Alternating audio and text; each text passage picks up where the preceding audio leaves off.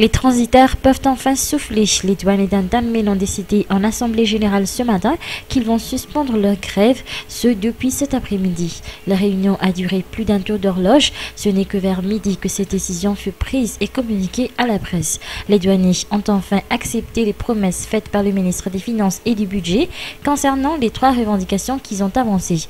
Toutefois, ces douaniers expliquent qu'ils pourront reprendre la grève dès que des facteurs de blocage se présentent et entravent les négociations qui devront encore se poursuivre entre le ministère de tutelle et ses employés de la douane.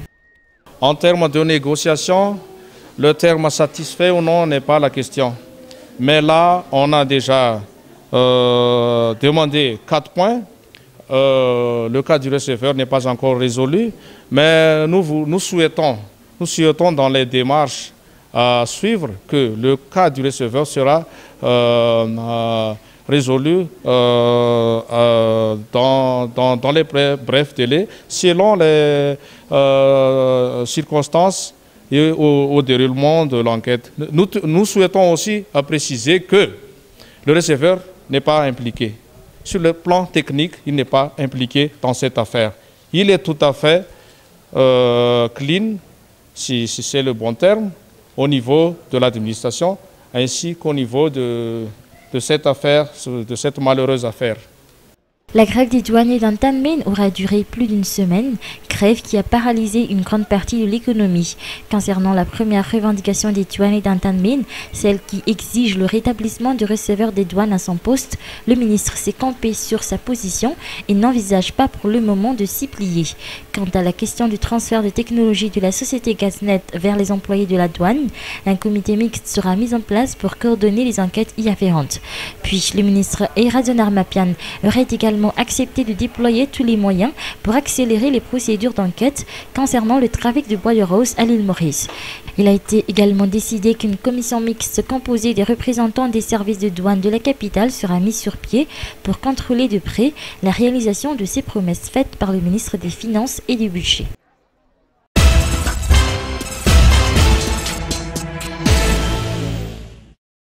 La préparation des élections est une affaire d'État. Il revient donc à l'État d'épauler la Commission électorale nationale indépendante ou CENI dans sa mission. Ces mots sont du président de cette entité indépendante, Era Gutmanen. Actuellement, un comité spécial est mis en place au sein du gouvernement, comité en charge de mener les campagnes de sensibilisation pour que la date du 31 juillet pour le blocage de la liste électorale soit respectée. Ce comité est composé entre autres du ministre d'État chargé des relations avec les institutions, du ministre des Finances et du Budget, du ministre de l'Environnement et du ministre de la Justice. Néanmoins, la CENI reste le seul maître dans ses activités. L'État n'est là que pour apporter son soutien, précise le Premier ministre, le général Albert Camé-Vital. Des opérations de confection de cartes d'identité nationale sont également prévues avant la date du 31 juillet, en plus du recensement des électeurs. C'est dans cette optique que ces différents matériels ont été offerts à la CENI, venant de l'État, des matériels composés de 238 machines à écrire destinées au district pour la confection des cartes d'identité nationale, quelques 174 outils informatiques et 118 imprimantes. Ces matériels seront tout de suite envoyés au niveau des districts.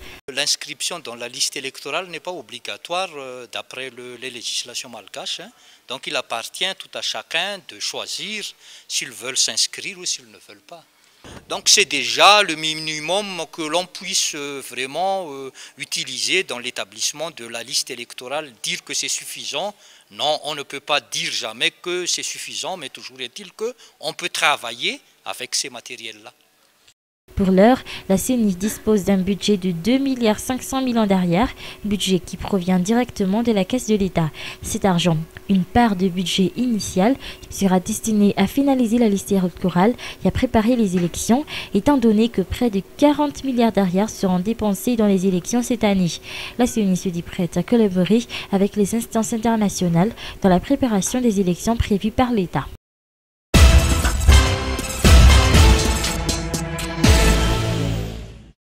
Face aux diverses campagnes publicitaires sur les crédits bancaires et les microfinances diffusées sur les Indes et publiées dans les journaux locaux, beaucoup de Malgaches se montrent plus prudents et ont parfois peur de s'y adhérer. Cette mère de famille est parmi ceux qui refusent vivement de se souscrire, cela par peur de ne pas pouvoir rembourser les créances acquises, a-t-elle expliqué, avant d'ajouter que la crainte d'aller en prison lui fait également hésiter. Toutefois, plusieurs personnes ont témoigné qu'avec les crédits que la banque leur a octroyés, ils ont pu faire beaucoup de choses. Parmi eux, ce père de famille qui a pu construire sa maison grâce à un prêt de la banque qu'il a pu rembourser dans la limite prévue par le contrat qu'il a signé. Entre 2009 et 2010, BNI Madagascar, une banque française implantée dans la Grande Île, a enregistré une augmentation de 40% du volume des crédits qu'elle a octroyé pour les particuliers et les professionnels. D'après Vera Zanaparan, chargé de la direction du réseau TANA auprès de cette banque, ces offres de crédit ont pour objectif d'aider ceux qui ont des projets pour l'avenir.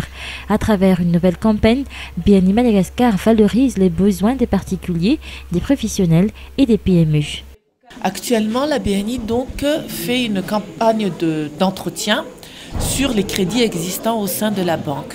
Nous présentons donc deux grandes catégories d'abord déjà, donc les crédits aux particuliers et les crédits aux professionnels. Parmi les crédits aux particuliers, nous avons ce que nous appelons les crédits conso et les crédits IMO, le CAP IMO. Le CAP conso, donc, c'est un crédit qui peut être souscrit en fait donc jusqu'à 5 ans.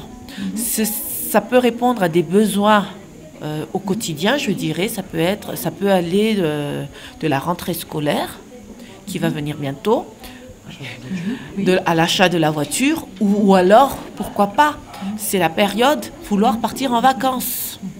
Le développement des institutions de microfinance autres que la banque est l'un des signes de la pauvreté d'un pays, soutiennent les chercheurs. Dans les pays développés, souscrire à un crédit pour réaliser un projet bien déterminé est devenu une mode de vie.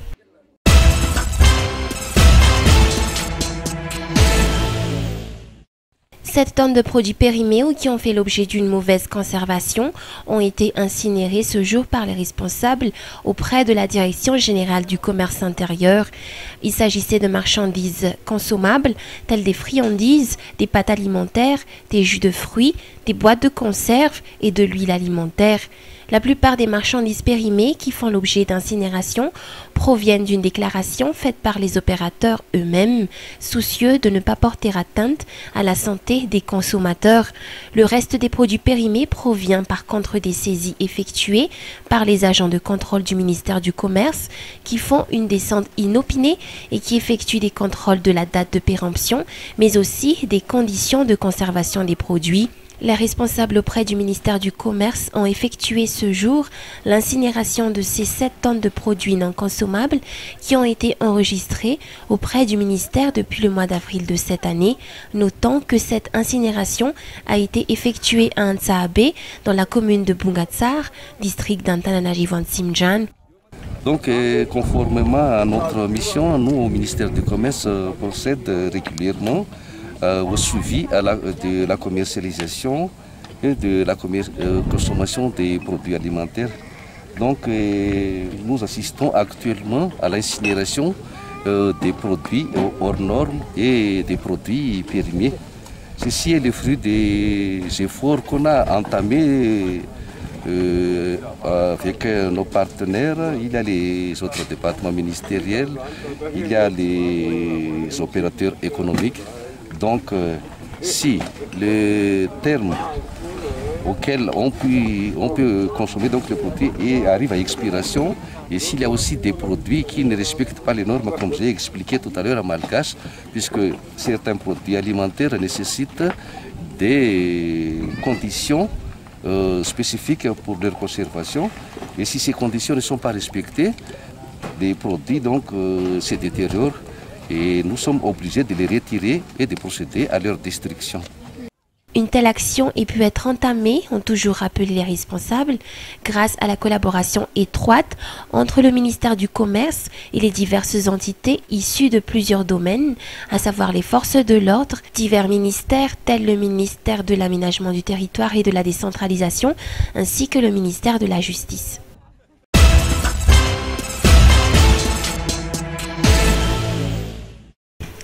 Sans plus attendre, les instituteurs ont entamé dès aujourd'hui la correction des copies des 7 épreuves passées par les candidats à l'examen du CEPE d'hier. Pour le centre CEG Ampeflou, les correcteurs ont commencé dès 7 h, explique Olga Radzona, directrice du CEG Ampeflou et non moins chef de centre. Ils ont été dispatchés selon les matières, a-t-elle ajouté, avant d'expliquer que jusqu'à présent, aucun incident a été découvert. Concernant le niveau des élèves, Anjama Piana Clairette, enseignante à l'école primaire publique d'Anatias Issouch, a expliqué que la difficulté des candidats réside surtout dans la peur et le manque de raisonnement. Toutefois, elle a souligné que la génération des candidats à l'examen de CEPE d'hier a été forte en matière d'opération. Justin, enseignant à l'école privée Rennes Sonimbre, quant à lui, a remarqué que malgré les bonnes notes, les élèves d'aujourd'hui ne maîtrisent plus la langue malgache. Des difficultés qui sont causées par la recrudescence des écoles d'expression française. À partir de demain, les responsables procéderont au dépouillement des feuilles de copie. Les résultats du CEPE sont attendus pour la fin de cette semaine.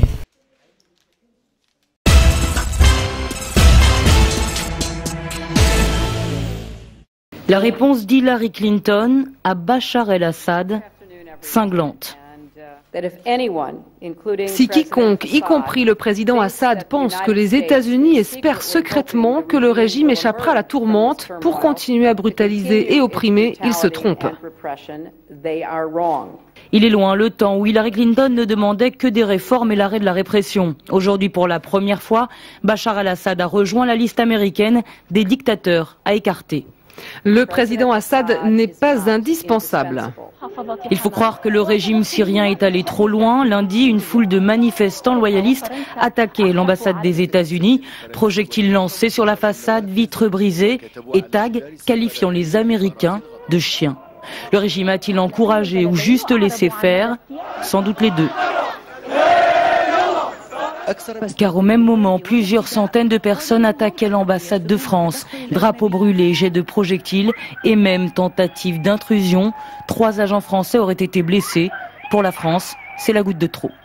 Tout gouvernement, je le répète, doit assurer la sécurité des ambassades et des représentations diplomatiques. Nous essayons de convaincre les Russes en particulier qu'il n'est pas acceptable que le Conseil de sécurité laisse se produire ce qui se produit en Syrie sans réagir. Selon Paris, les agents de sécurité français ont effectué des tirs de sommation pour se défendre.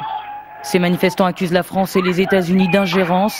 La semaine dernière, les ambassadeurs français et américains en Syrie s'étaient rendus à Hama alors qu'une manifestation monstre contre le régime y était organisée.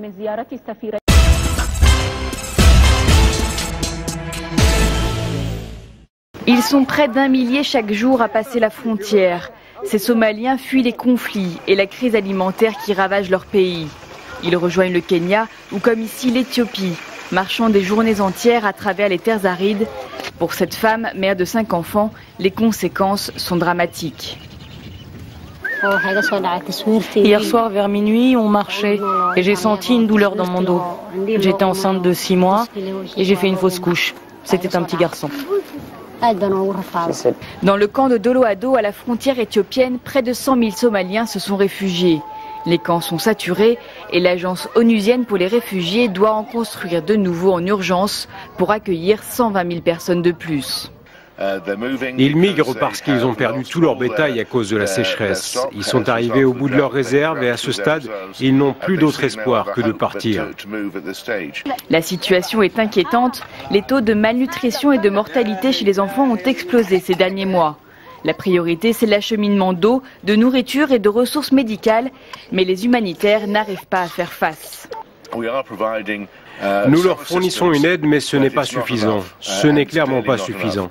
C'est dû en grande partie au fait que nous n'avons pas les ressources financières pour compléter le programme comme il le faudrait en ce moment. Même si les précédentes sécheresses ont duré plus longtemps, celle qui sévit aujourd'hui est particulièrement sévère.